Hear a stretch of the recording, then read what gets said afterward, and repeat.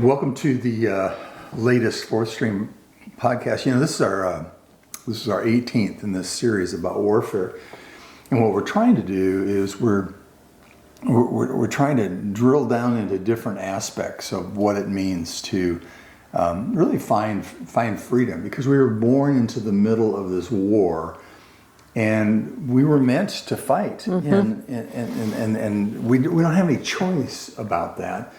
Well, we do. We can lay down. We can lay down, but if we choose to fight, that's what these podcasts are about. And today we're going to talk about freedom and bondage, which that's the contrast. That the warfare is a result of the fact that there's bondage in our lives, and God wants us to be free. And we were made free when we came to Christ, when we repented. But it takes nothing for Satan he does not want to give up easily.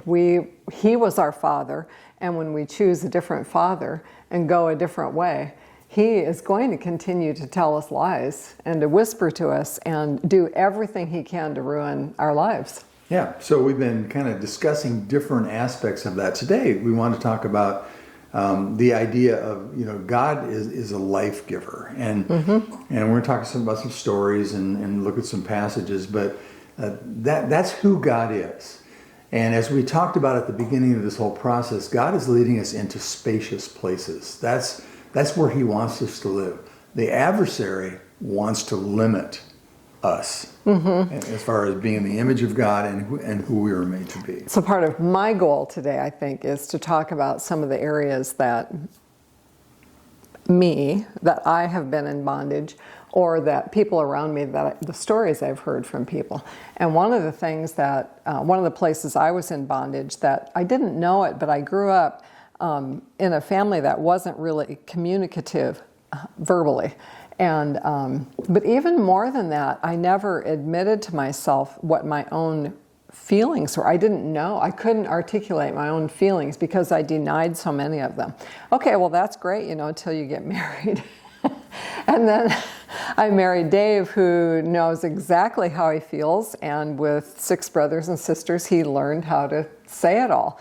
And that was just a big deal for me, to recognize that I really was angry sometimes. I just grew up feeling like I don't need to be angry about this, or I'm bigger than this, I don't need to do this. But what that meant was I was stuffing that down all the time, and I was in bondage to that. I mean, that feels like a strong word, but that was really hard to break out of. So when you start thinking about breaking out of something and changing, you realize it's bondage. Well, we both had our own kinds of bondage. The scriptures, and we've talked about this a little bit, before we came alive to Christ, Satan was our father. The adversary was our father. And so we learned basically in his family, even though we were in our own families. And so you just gave a good example of, we both had our own kinds of bondage that we needed to be set free from. And that's one of the great things about community, and it's one of the great things about companionship, is that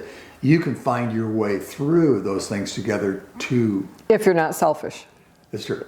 If you decide to humble yourself under the mighty hand of God, so he can exalt you.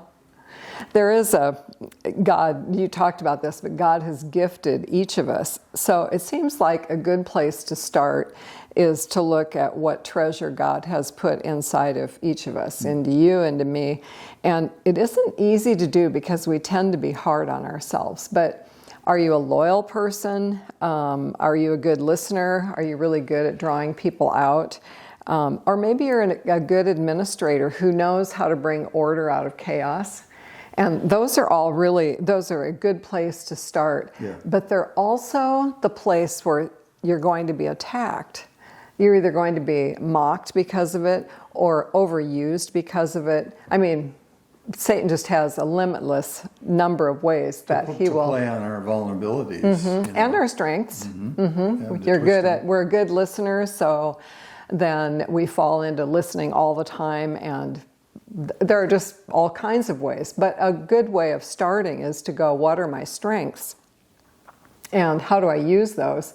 But they're also the places that we're going to be attacked or tempted to not be as good at. Oh yeah, and so in this greater context of freedom and bondage, and we've laid a little bit of a foundation for this, but you basically the adversary has a strategy, and that strategy, if you look in the post, you can kind of read a little bit about this, but spreading the teachings of demons. He surrounds us with the teachings that are not God's, but he twists God's teaching, and they become a part of the teachings of demons. He also empowers false prophets and false teachers, and we have many in our culture, and not just our American culture, but our world culture as well. So that's part of his approach. He also, and I like this one because it's a great word picture, he promotes empty clouds without rain. And that's in Jude 12. And I put over to the side of that spiritual windbags. And there are a lot of spiritual windbags who don't have the foundation of truth underneath. And then in the midst of that, and this relates to what we're talking about today, he causes fear and confusion. I mean, just think about even in the last couple of years, what we've all experienced with fear and confusion and what's true and what's not true. And so that's how he that's how he approaches who we are and who we were meant to be, and he attacks us on those levels.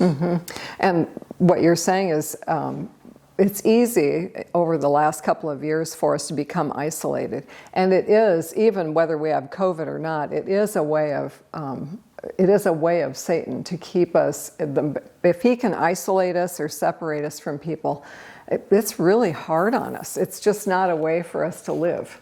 Well, fear is so powerful, and it's one of the most powerful weapons in the war, and that the adversary wields over. So what you started talking about today is that we each have our backgrounds and we have our vulnerabilities, but we also have our strengths. So how do we play to our strengths? This was a big deal for us in being parents and being married together. How do we figure out how to play toward our strengths and minimize our weaknesses? Because nobody's perfect. That's just the nature of humanity.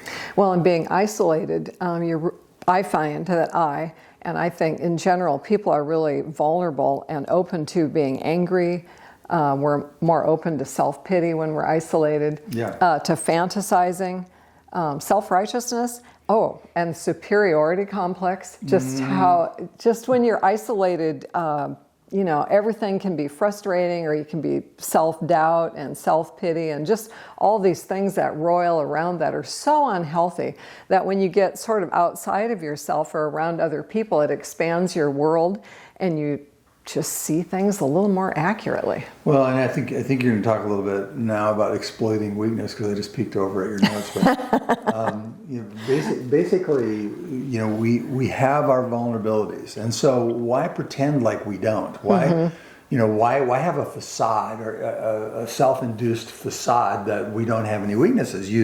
We need to look at our strengths and we look at our weaknesses, and we try to have just an honest view of ourselves, so that as we pursue spiritual warfare, that diminishes then the vulnerability that we have as far as what the adversary is trying to do, to take us out of the game.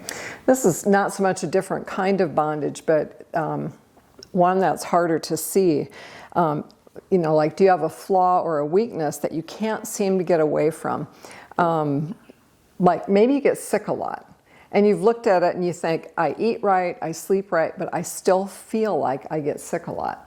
And I heard a story about a man one time who had a lot of accidents, and they were just silly things, like falling into a really small, twisting his ankle on a small hole and ruining his whole shoulder. And he was asking God, what is this about? I feel like I get hurt a lot. By this time, he was an adult. He wasn't even a young adult.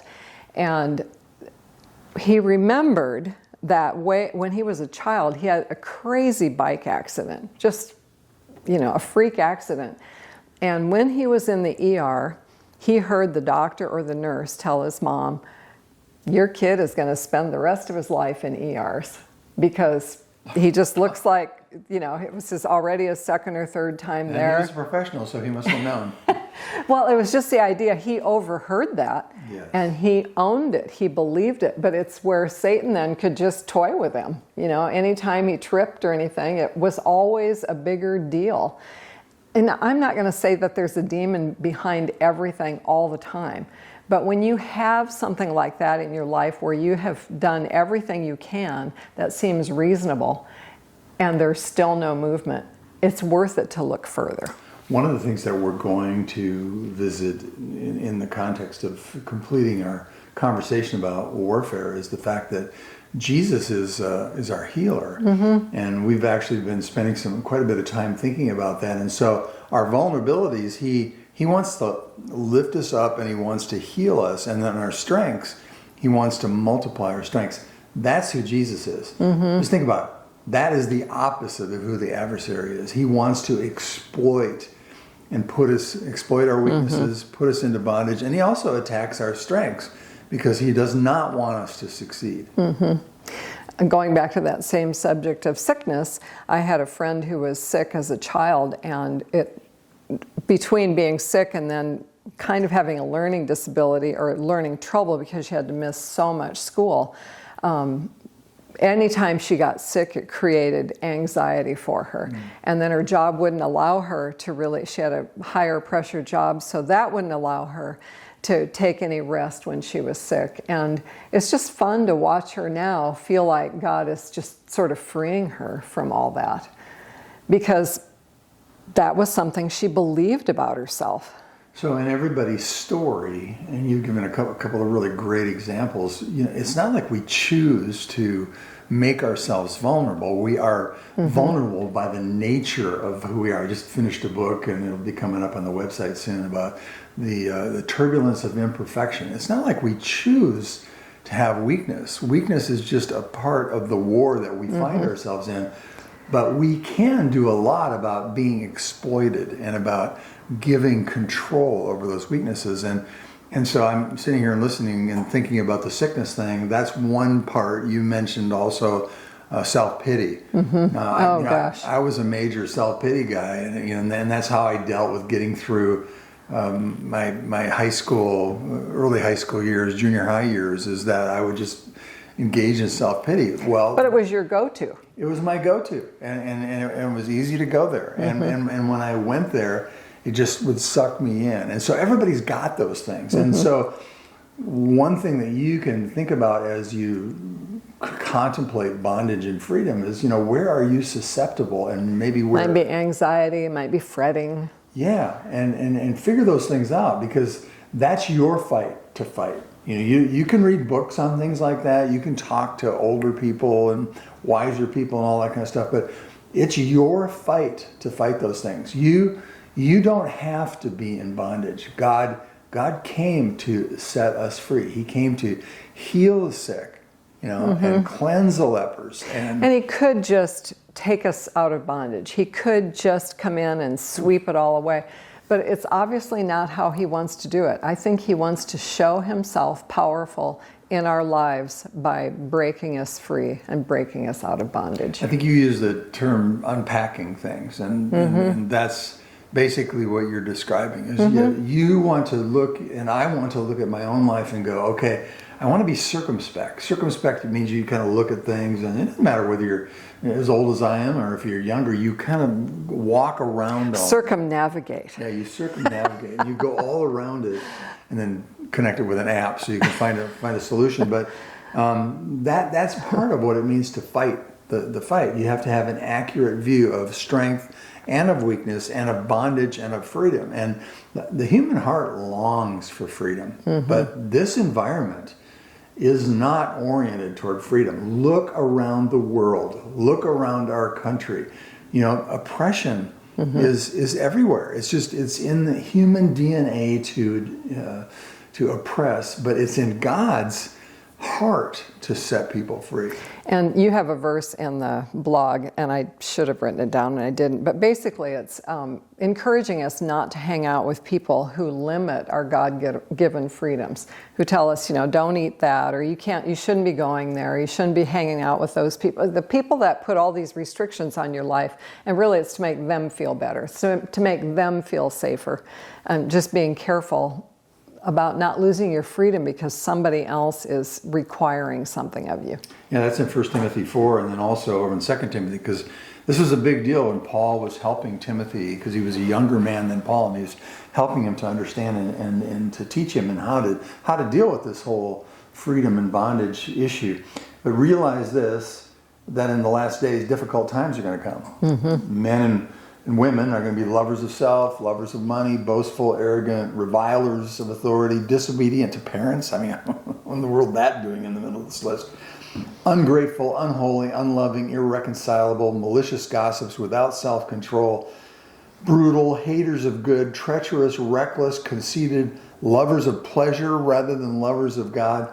This is defining the soup of life that we live in, and it's defining bondage, and we were meant to be set free from that. So, like at the end of this, he says that they're always learning, but never coming to a knowledge of the truth. That doesn't have to be us. We can come to a knowledge of the truth, and when you come to a knowledge of the truth in any particular way, you are going to find freedom. It is the nature of truth. Truth is powerful, very, very powerful. Well, this is a great subject, and it's a pretty big subject. I mean, we're touching on a lot of different parts. But if you look at the post that goes with this particular podcast, there's a lot of stuff down there, and at the bottom it says more, and He talks about the contrast with the law and the keys of the kingdom. There's a whole thread about the keys to the kingdom that Jesus has provided to us. So that's really helpful. And what's that all about? Yeah, and this is really cool. In Revelation 15, at the beginning of that chapter, it talks about the angels singing the song of Moses and the song of the Lamb. Come on, man! It's the same song. That whole, you've heard me say that there aren't any. Nowhere does it say there's an Old and a New Testament. There's only one Testament, and so that's an interesting thread. And then there's the sons of God and the angels, and how they've been messing with humanity for a long time, ever since what happened in that garden, because that was an angel that was there. That was a fallen angel who was exalting himself above the living God. So, well, cool. Let's talk about this some more. I don't know what the next subject is. Let's see. Looking down the list. We're going to talk about the me gods again, which is where this whole thing started, because you got the law of God, which describes His principles, and then you've got the me gods, which are us saying these are our principles, and they come from the adversary. So we'll visit that again soon. Yeah, and if you have questions or comments, email us at 4@fourthstream.com. The number 4. Yes, thank you.